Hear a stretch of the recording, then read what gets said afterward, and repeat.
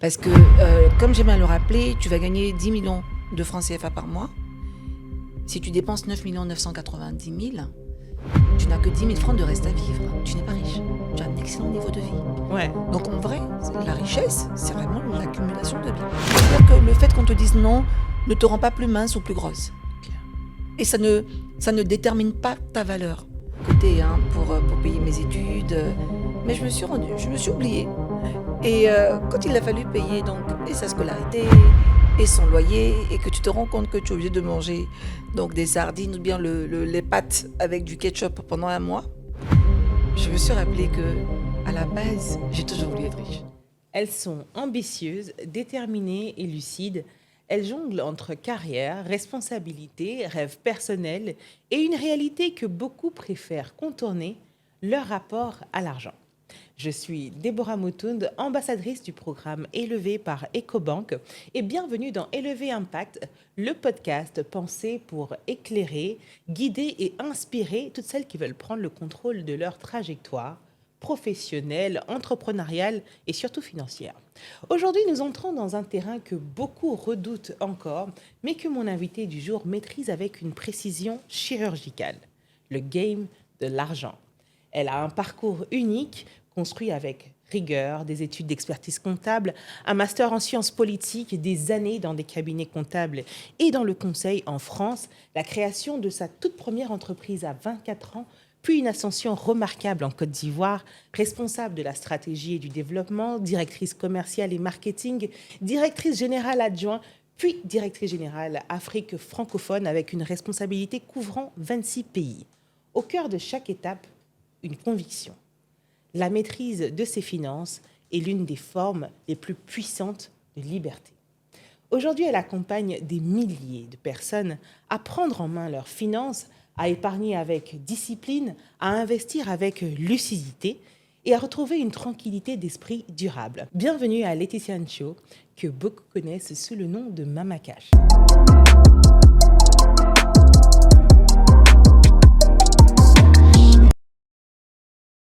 Bonjour Laetitia. Bonjour Déborah. Comment vas-tu? Très bien, très bien, très bien. Dieu fait grâce. Je suis très heureuse de t'avoir dans ce podcast et je sais que tu as un agenda hyper chargé. Merci d'avoir pris le temps d'être avec nous et de faire preuve d'autant de générosité parce que tu es toujours pleine de bons conseils. Oh, on essaie, parce que c'est les conseils que j'aurais aimé recevoir. C'est surtout ça aussi. C'est vrai, on va parler de ton parcours en plus qui est remarquable et que peut-être certaines choses qui sont là aujourd'hui ne sont pas forcément des évidences, n'ont pas des évidences dans ton parcours et c'est surtout le résultat de ton travail, de ton envie de rigueur et ta recherche d'excellence. Laetitia, ton parcours a été marqué par des choix forts, une construction progressive et une vraie vision. Avant de devenir Mama Cash, avant de créer ce mouvement autour de la discipline financière, il y a eu un parcours, un contexte, une prise de conscience. Peux-tu nous raconter le moment où tu as réalisé que tu devais réellement maîtriser ton rapport à l'argent? Je ne sais pas si je dois donner une réponse, tu sais, politique. Non, tu dire la vérité. Tu dis que la vérité, rien que la vérité. Non, en réalité, je crois que je crois que je l'ai déjà raconté dans une émission, j'ai eu un gourmet amical. J'aime bien rappeler ça. Vous savez, les histoires de filles, on dit, tu as dit, l'autre a dit que, ainsi de suite. Et puis je me suis levée, genre j'avais trop mal. Et je suis allée faire du shopping, dépenser tout mon argent. Sauf que j'avais oublié quand même que j'étais une fille de famille modeste à l'époque. Et donc que normalement, je n'avais pas beaucoup d'argent. Je travaillais quand même à côté pour payer mes études.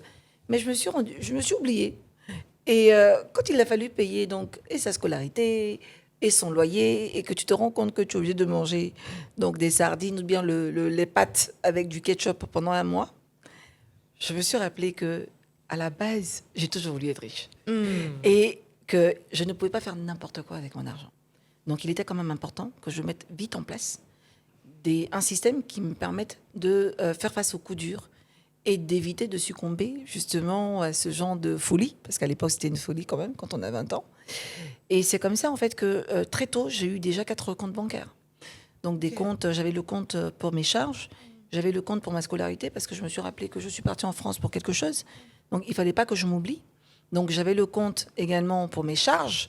Donc, il y avait le loyer qui était à part. C'est-à-dire que je me suis dit, au moins, même si on a coupé l'eau et l'électricité, bon, encore, on ne payait pas l'eau, mais même si on a coupé l'électricité, tout le reste, au moins, mon loyer est payé.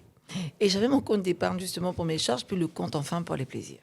Donc, très tôt, j'ai mis en place ce système-là et en me disant, non, mais en vrai, Laetitia, non, tu ne peux pas t'amuser.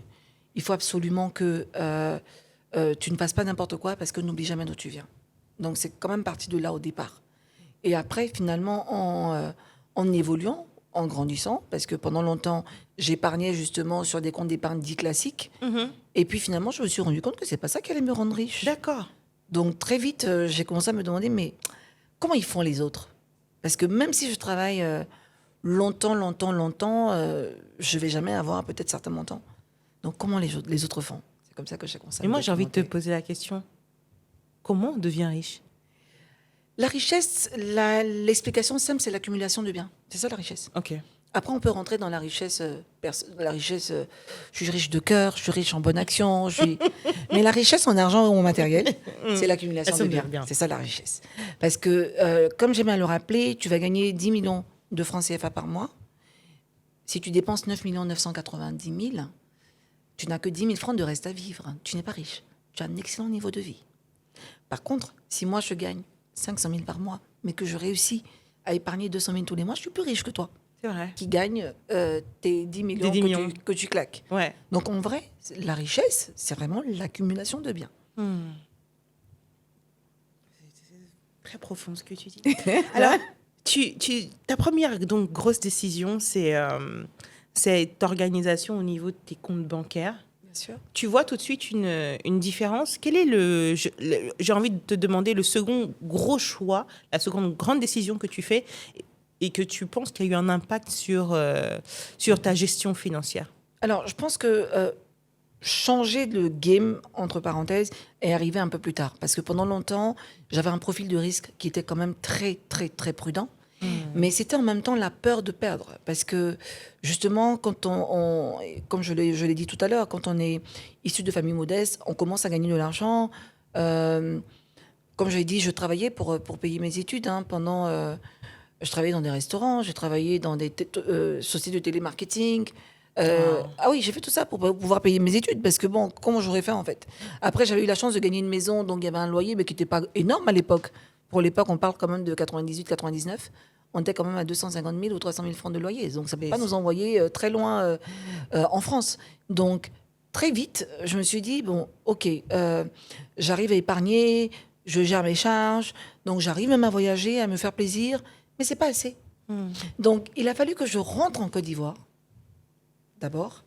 Et à ce moment-là, en fait, je fais une rencontre et je découvre, donc je parle de 2007-2008, où j'entends parler des fonds communs de placement. Ok.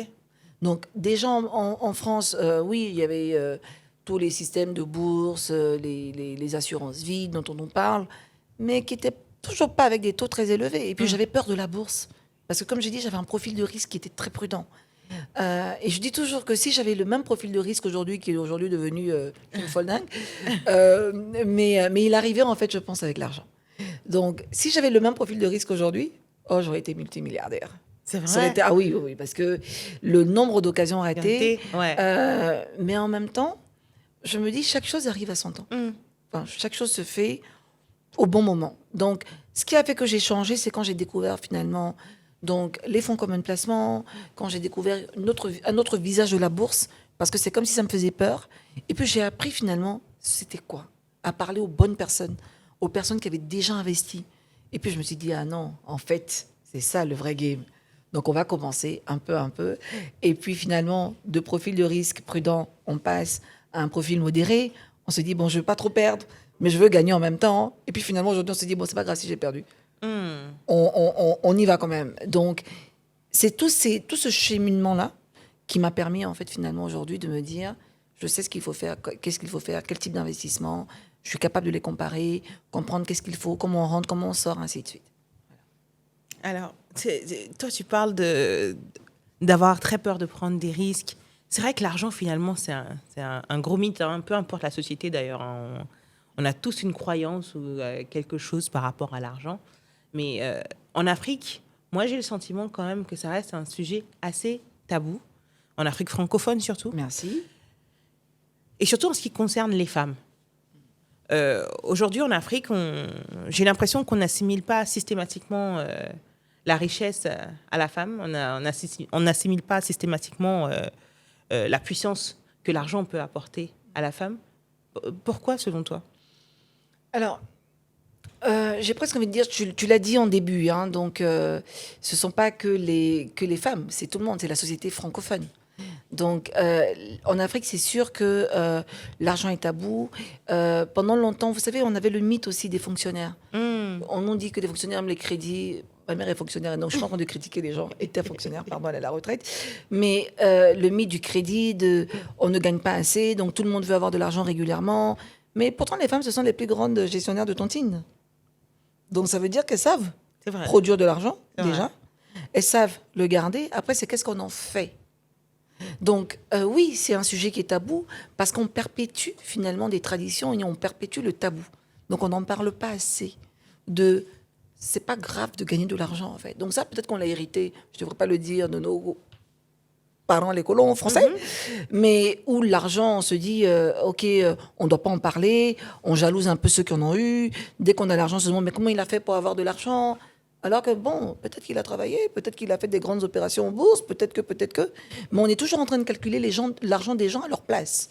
Parce qu'on se pose toujours des questions, parce qu'on ne sait pas soi-même le conserver. Donc, pour les femmes, j'ai envie de dire, ça dépend après de quelle femme. Ouais. De quoi parlons-nous? Moi, je pars toujours du principe que dès l'instant où on produit de l'argent, on est capable d'épargner et d'être riche. La richesse, après, elle est propre à chaque personne. 1 million de francs CFA, c'est de la richesse peut-être pour quelqu'un qui gagne 30 000 par mois. Pendant que 1 milliard, c'est de la richesse peut-être pour quelqu'un qui fait du 200 millions par an. Parce que le niveau de richesse n'est pas le même.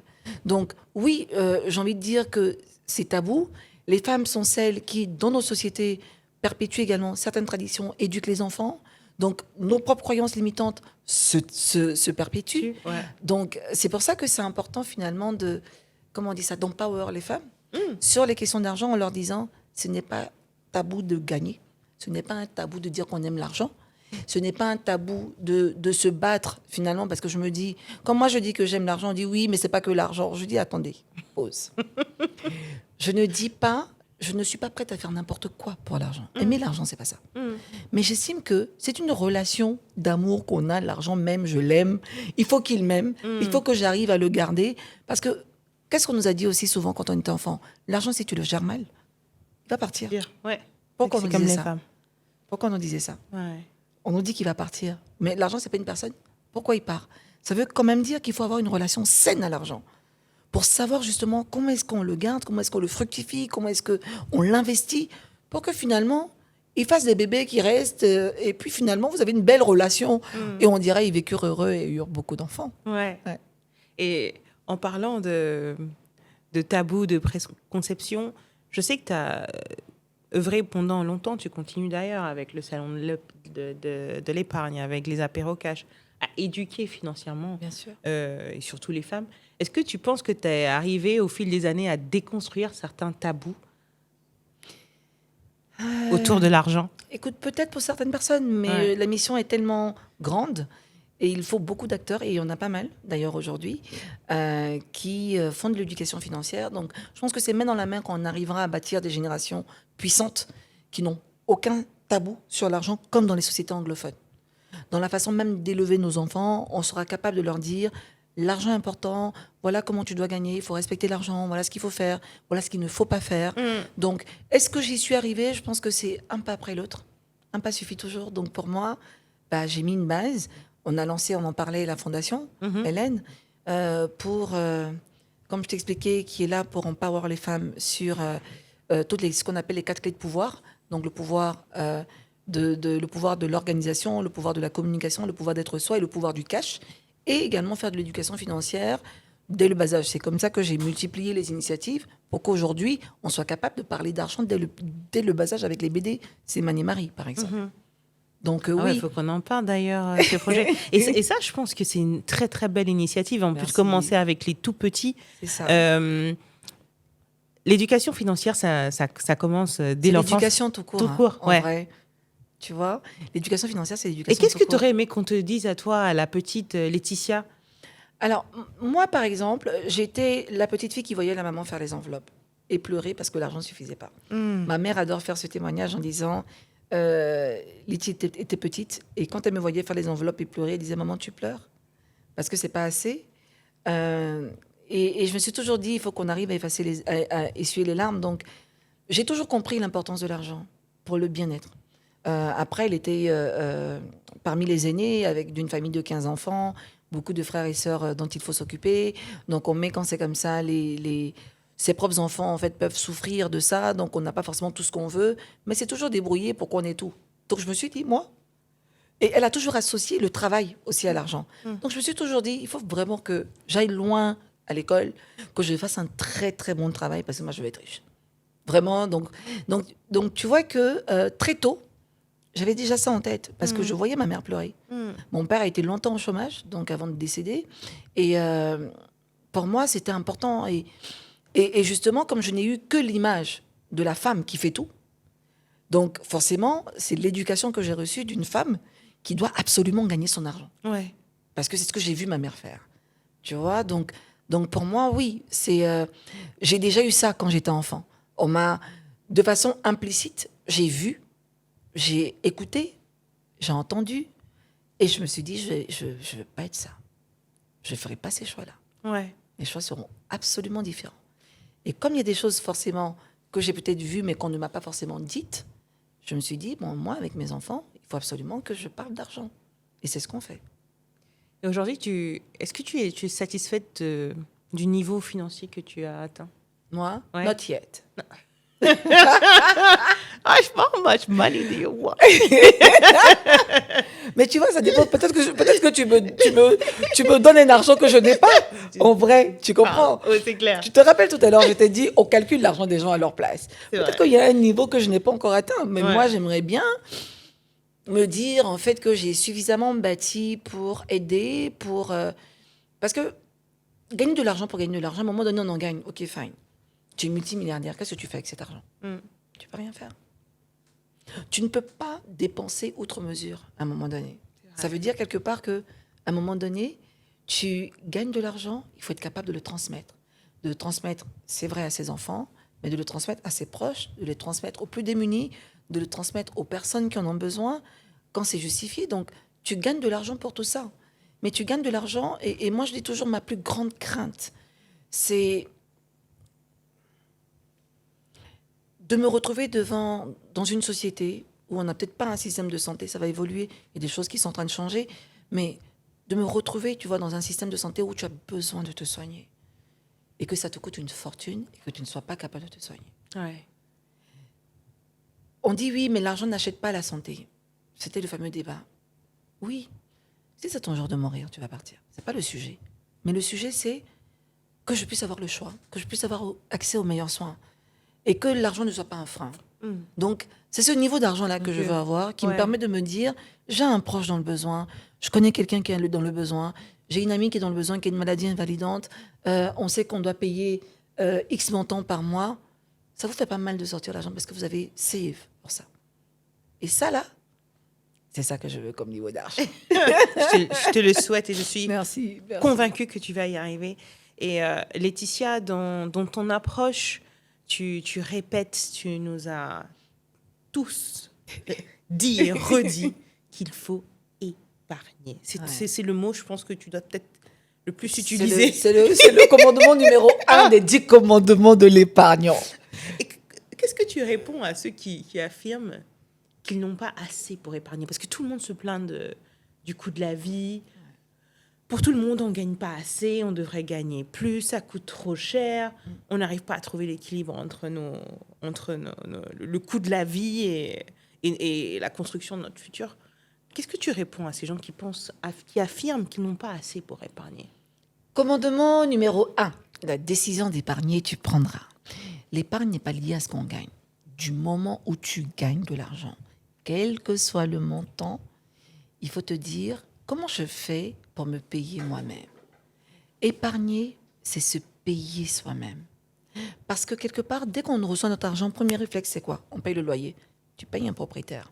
Tu payes l'électricité, donc tu payes la compagnie d'électricité. Tu payes l'eau, donc tu enrichis la compagnie, tu vois, de production d'eau, de distribution d'eau. Tu payes tes courses, donc tu enrichis le commerçant qui vend. Mais à quel moment tu t'enrichis toi? C'est en épargnant. C'est vrai que la vie n'est pas facile. Et la vie est de plus en plus chère. On ne peut pas venir faire genre, oui, c'est trop facile. Non, non, non, c'est pas vrai. Chacun à son niveau. Le problème des uns n'est pas le problème des autres. On ne calcule pas l'argent des gens à leur place. Mais tu gagnes 100 francs.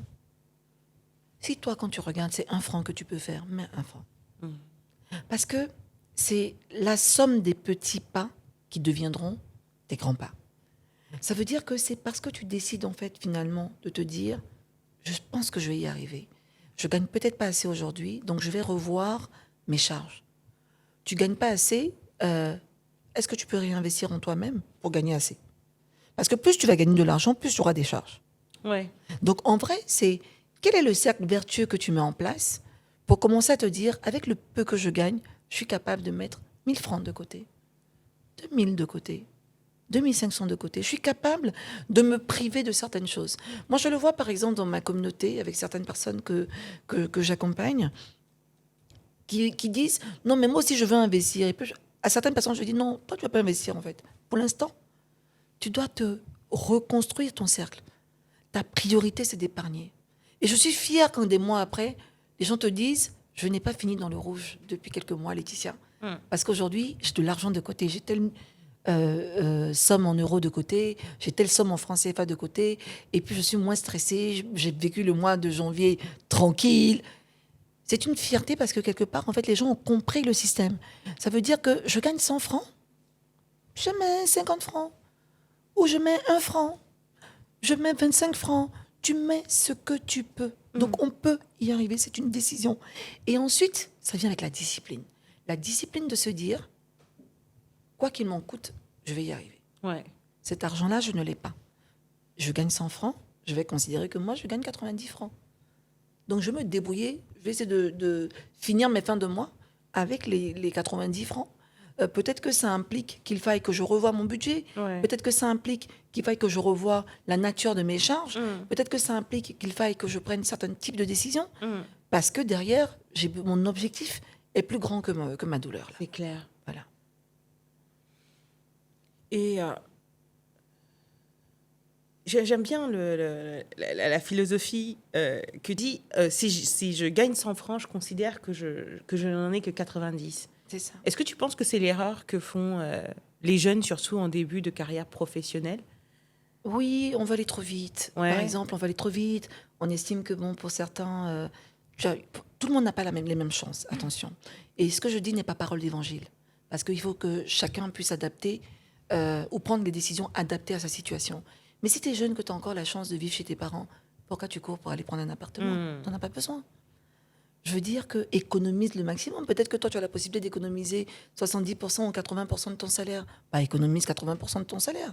Le PA que tu veux faire, il finit jamais.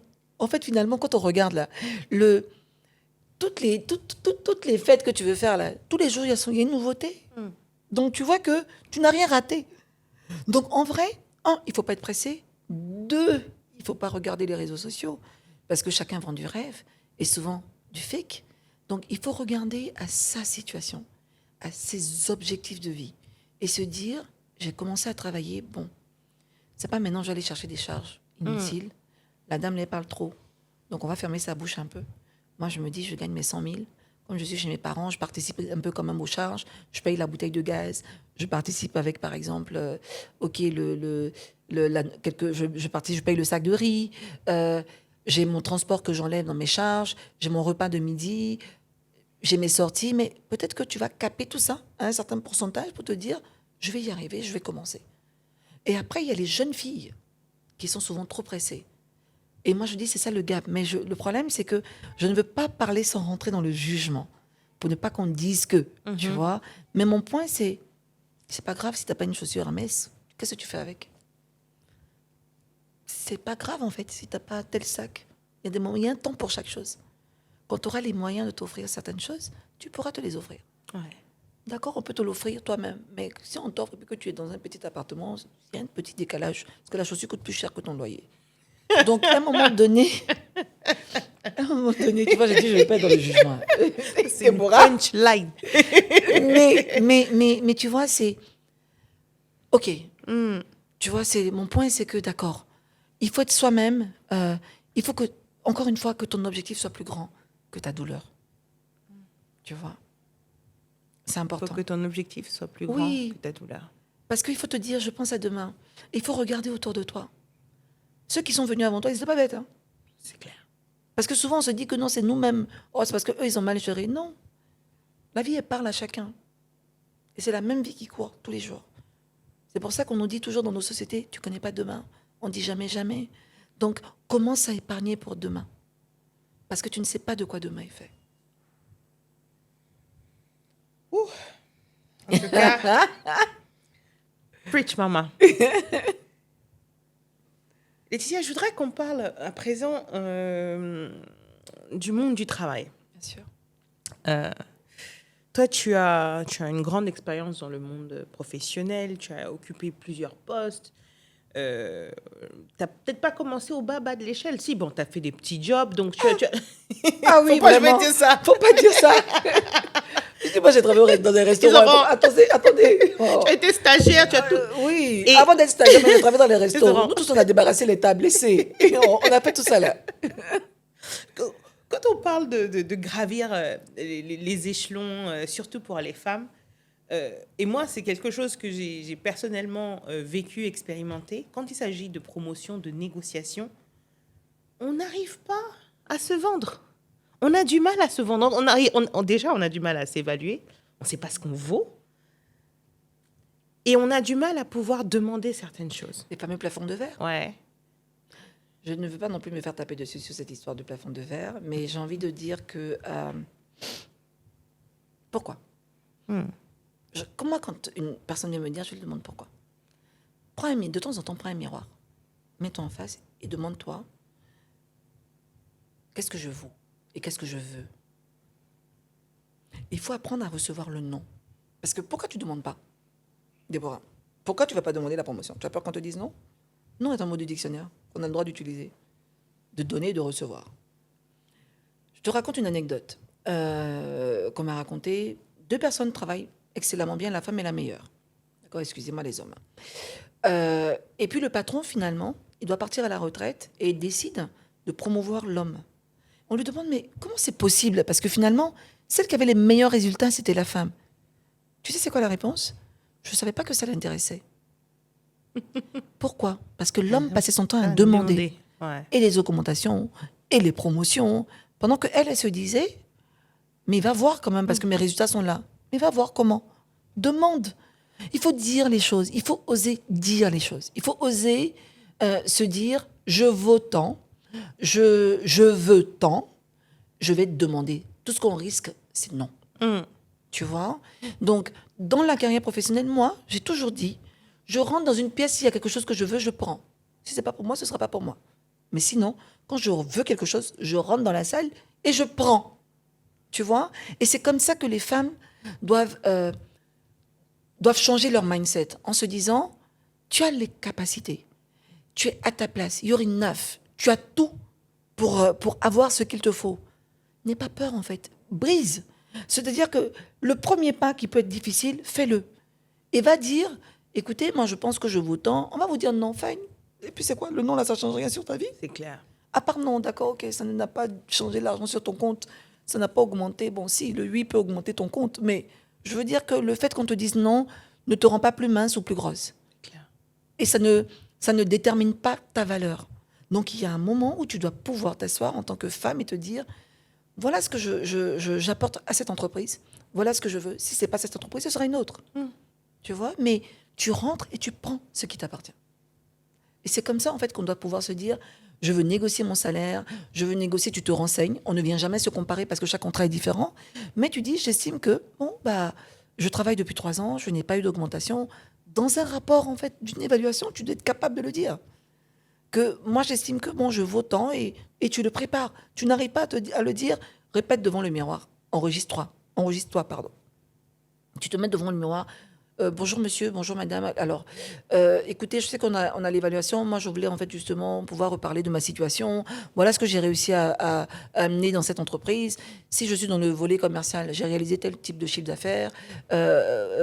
Voilà ce que j'estime en tout cas que je devrais valoir et j'aimerais bien qu'on puisse réévaluer mon salaire ou mes primes ou ainsi de suite. La seule réponse là, il y en a deux. Les deux réponses. Oui, non. Et qu'est-ce qu'on risque face à un non? Pas grand-chose. Pas grand-chose. Le non est une façon de pouvoir peut-être aujourd'hui soit s'améliorer, c'est peut-être le non pourquoi. Après, il faut demander pourquoi. Non, parce que peut-être que l'entreprise n'a pas les moyens. Ok, fine, ça veut dire que tu peux te vendre ailleurs.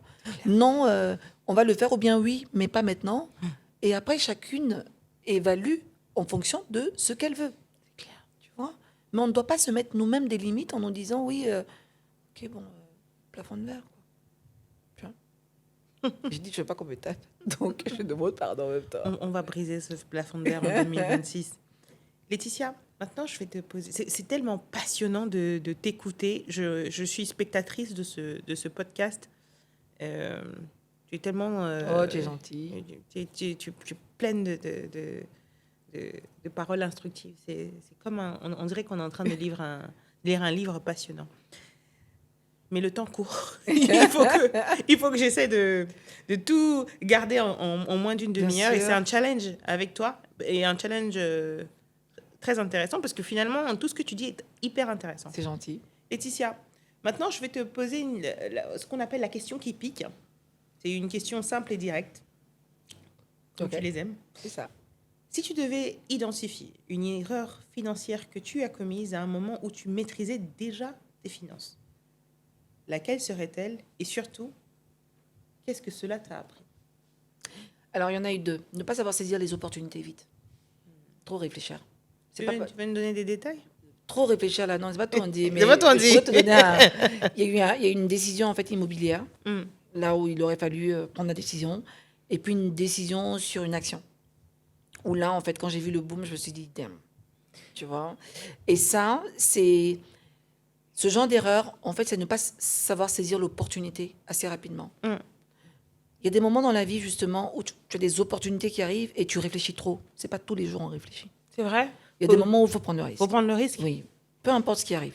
Si tu as perdu, tu as perdu. Mais il y a des moments où il faut prendre le risque. Et cette erreur-là, alors que justement, je suis financièrement éduquée, avec un profil de risque pourtant aujourd'hui qui est très dynamique, c'était vraiment ça. Et c'était vraiment sur ces deux éléments-là, un aspect immobilier et puis une décision sur un marché financier. J'ai trop réfléchi. Franchement, et j'ai regretté. T'as perdu combien? J'ai pas perdu puisque j'ai pas saisi l'opportunité. Mais tu aurais pu gagner combien? Ouh, on ne dit pas. Faut pas vous expliquer. Donne-moi le vertige. Non. Tu sais, on est quand même sur les réseaux, on est francophone, donc on ne dit pas tout. N'est-ce pas? Mais il faut que ça change. Il faut qu'on apprenne à parler de ça. Il faut que les femmes elles comprennent vraiment, de quel type de montant on parle. Non, vraiment, sur une opportunité où vraiment c'était des broutilles, quoi. Et alors, l'action a réalisé, par exemple, 300 et des poussières en pourcentage. Donc, j'aurais pu, quoi. Ouais. Donc, et voilà. sur le genre d'action que tu mènes, on ne parle pas de 300 000 francs CFA. Non, pourquoi? Si tu investis 1 million, que tu aurais pu gagner 3 millions ou 4 millions, tu vois, c'est déjà un très bon investissement. Écoute, on espère que je pense qu'aujourd'hui, tu es aguerri et c'est plus... Non, bien sûr, mais il y aura toujours des erreurs. Sur le parcours, il y en a toujours. Parce que tu ne peux pas, tu sais, comme on dit, faut apprendre à faire confiance à la rumeur. Surtout en bourse. Donc, il y a des moments où tu ne peux pas t'asseoir sur tes lauriers, il faut continuer à apprendre. Parce que le plus grand piège, c'est de se dire « Oh, je connais tout ». En fait, c'est la meilleure façon de perdre. Donc, il faut toujours rester alerte et continuer à apprendre des autres. Laetitia, tu expliques que la liberté financière, ce n'est pas qu'un chiffre sur un compte. C'est une paix intérieure, une stabilité, une autorité sur sa propre vie. Comment définirais-tu, dans ton propre cadre, la véritable liberté financière? C'est le pouvoir. Le pouvoir de décider. Le pouvoir de faire des choix, le pouvoir de dire oui, le pouvoir de dire non. Parce que dans notre société dans laquelle on vit, malheureusement, l'argent a pris trop de place. Et comme je dis encore une fois, même si on n'est pas là pour faire n'importe quoi pour l'argent, mais ça te permet de pouvoir dire non, j'ai pas envie en fait. Donc ça te donne le choix. Donc c'est une forme de pouvoir personnel pas le pouvoir pour écraser, tu vois, mais le pouvoir de décider et de choisir. Tu as été pleine ça pour moi. de bons conseils tout au long de cet échange. Mais là, si tu pouvais donner 5 derniers conseils, 5 recommandations pour préserver sa liberté financière, ce serait quoi? Premier commandement, la décision d'épargner, Épargner. tu prendras. Donc, Ouais. on commence toujours par épargner. Avant d'épargner, le deuxième conseil, qui normalement devrait être le premier, c'est il faut travailler. Il faut produire de l'argent. Ben oui. Parce que c'est la base. Parce que si tu ne produis pas d'argent, tu ne peux pas épargner. Donc, 1, il faut produire de l'argent. 2, il faut épargner. 3, il faut savoir investir. Investir dans quoi? Il faut apprendre à se documenter. 4, il faut se documenter utile. Je ne vais pas venir redire encore que c'est le même Internet. Hein. Donc, mais il faut se documenter utile. Voilà l'information. On se comprend. Et puis, il faut se fixer des objectifs en se disant, voilà ce que je veux atteindre. Et enfin, faut apprendre à rester droit dans ses bottes. Je ne veux pas parler de spiritualité pour ne pas rentrer dans pas mal de choses, même si c'est ça, moi, qui me guide. Mais c'est vraiment ça, en fait. C'est travailler, épargner, réussir à investir, apprendre à se documenter, puis garder les pieds sur terre. Merci à tous d'avoir suivi ce podcast. Ça a été un véritable plaisir. Un grand merci à Laetitia pour cet échange éclairant et sans détour. Elle nous rappelle que l'argent n'est pas un sujet distant ou intimidant, mais un outil, et un outil puissant à la portée de toutes celles qui sont prêtes à être intentionnelles. Alors pour élever par EcoBank, l'enjeu est clair. Accompagner les femmes à structurer leur réussite, à développer leurs compétences financières et à faire de leur indépendance une réalité, pas une aspiration. Je vous dis à très bientôt pour un nouveau numéro. Et d'ici là, prenez soin de vous et n'oubliez pas d'être heureux malgré tout.